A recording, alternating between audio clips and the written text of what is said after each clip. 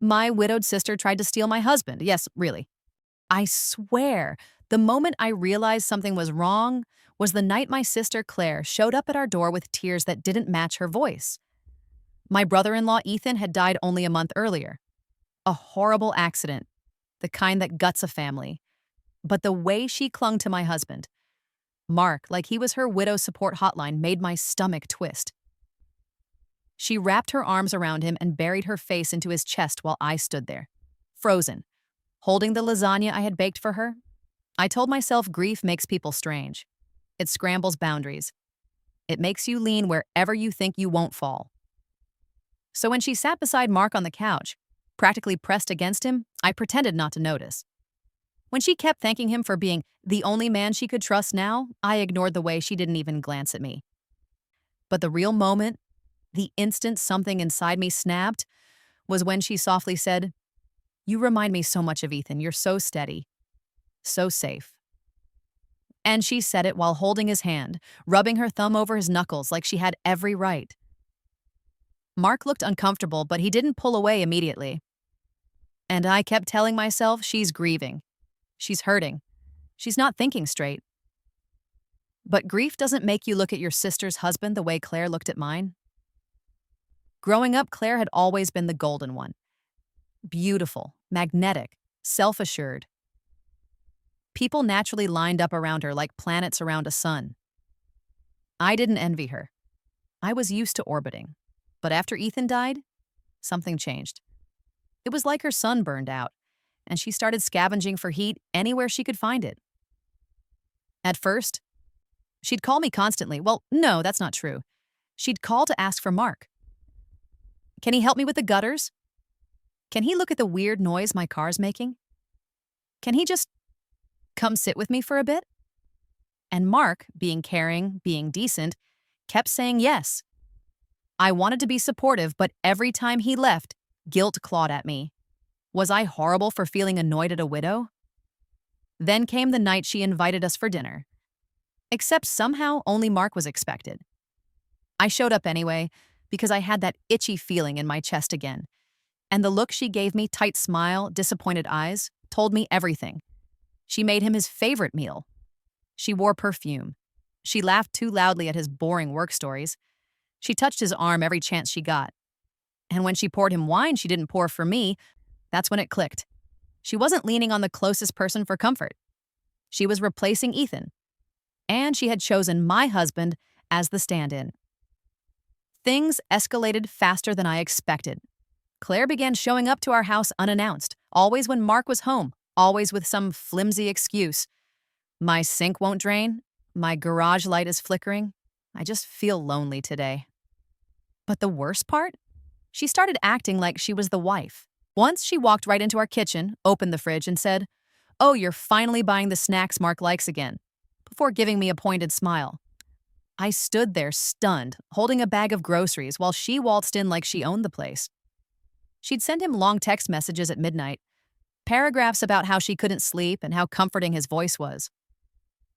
When I confronted her, she blinked at me innocently and said, "I thought you wanted me to have support." Then she started calling him her rock. Not me, not our family. Him. And the worst part? She'd say it while staring right at me. But the final straw came when I overheard her telling one of her friends. On speakerphone, like I wasn't sitting 5 feet away. If it weren't for my sister, Mark would have been real husband material. But I guess I was too late. Too late? Too late for what? That's when I realized this wasn't accidental. This wasn't grief. This was intention. The truth hit me the day I went to her house unannounced to drop off a care package. She wasn't home, but her sliding back door was open a crack.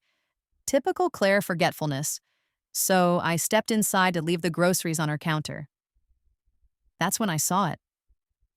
On her dining table was a notebook open to a page titled, "What My Life Could Have Been If I Married Mark." My stomach dropped. She had written entire paragraphs comparing Ethan to Mark, Mark always coming out superior. His career, his personality, his stability. She had even listed things Mark does for her and things Ethan never did. And then, a sentence that made my knees go weak. Now that Ethan is gone, this is my second chance. Second chance at what? A second chance with my husband? I flipped through more pages, heart pounding. There were fantasy scenarios, vacations she imagined taking with Mark, how their kids would look, even a list of reasons why the marriage would work better with him than with Ethan. Every page was a betrayal, every word a confession. And on the last page, she had written, "She doesn't love him the way I do. She takes him for granted. I could make him happy." I nearly dropped the notebook. It felt like I was reading a stranger's mind, not my sister's. And in that moment, the last fragile thread of sympathy I had for her snapped. I confronted her that evening. I didn't ease into it. I didn't cushion the blow. I walked in, dropped the notebook on her coffee table, and said, "Explain." Her face went pale. Not guilty, caught. She tried to laugh it off first, calling it grief journaling, but the tremor in her voice betrayed her. When I didn't buy it, she switched tactics. I miss Ethan so much. I was imagining a different life, that's all. But then she slipped. She whispered almost too quietly, "It's not fair.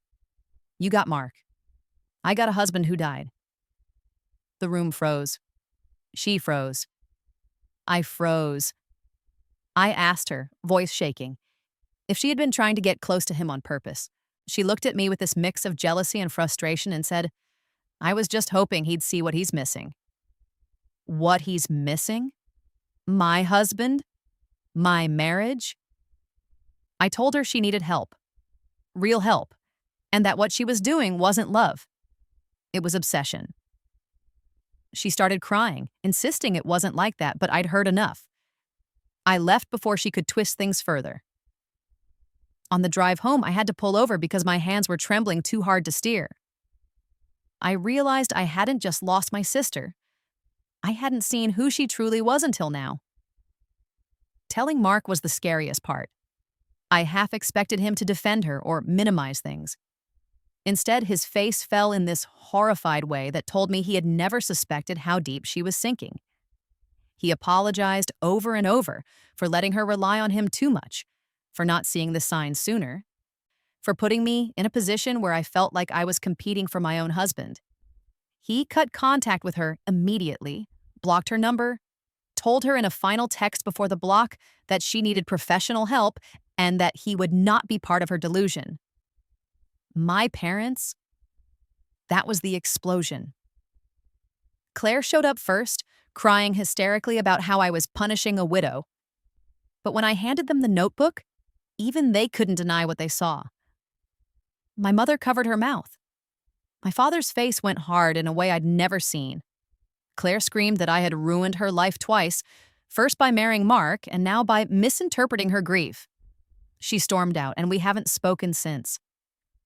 Sometimes I lie awake wondering if I did the right thing, if maybe I should have been more patient with her grief, if maybe cutting her off was too harsh. But then I remember the way she looked at Mark, the way she looked at our marriage, the way she looked at me like I was standing in a spot that should have been hers. So now I ask you, was I wrong for protecting my marriage when the threat came from my own sister? Because some days, I genuinely don't know.